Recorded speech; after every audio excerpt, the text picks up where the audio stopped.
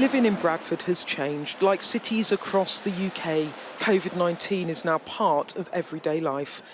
And the north of England not just riding the second wave, but approaching the tipping point. As we face a chaotic winter, the PM hoping to keep things simple. We are today simplifying, standardising and in some places toughening local rules in England by introducing 3 levels of COVID alert. Medium, with existing national measures such as the rule of 6 and the closure of hospitality at 10 p.m. High, with extra measures including a ban on indoor social mixing between households or support bubbles.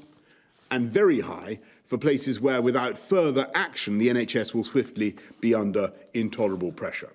The exact restrictions at this level, very high, will be worked out with local leaders along with tailored packages of support. But at a minimum, they will sadly include a ban on all social mixing between households in private places, including gardens, and pubs and bars must close. The majority of the country will, for now, be at medium. Most areas currently under local intervention will be at high, and from Wednesday, local authorities in the Liverpool City region will move to the very high alert level. You just said we must act now, and yet the only part of the country today put under these much stricter rules is the Liverpool City region. Why is your rhetoric on this outstripping the reality of the measures you're actually introducing? And is it because you're struggling to take regional leaders with you? We want to take local authorities with us. If we can't get agreement, then clearly it is the duty of national government to take the necessary action to protect the public and to protect public health, and we will. A coded threat to intransigent local leadership. If they won't work with him, he'll override them.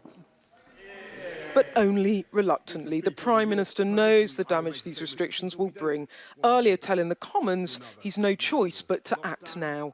I take no pleasure whatsoever in imposing restrictions on these businesses, many of which have gone to great lengths to reopen as safely as possible. Nor do I want to stop people enjoying themselves.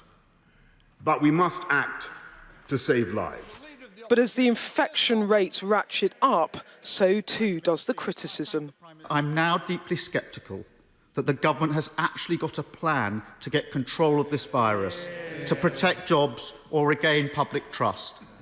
We've tried to give the Prime Minister the benefit of the doubt, but it increasingly feels like the Prime Minister is several steps behind the curve and running to catch up with a virus that he has lost control of long ago. A winter of restrictions a tough sell in the Commons, but it's a tough sell here too.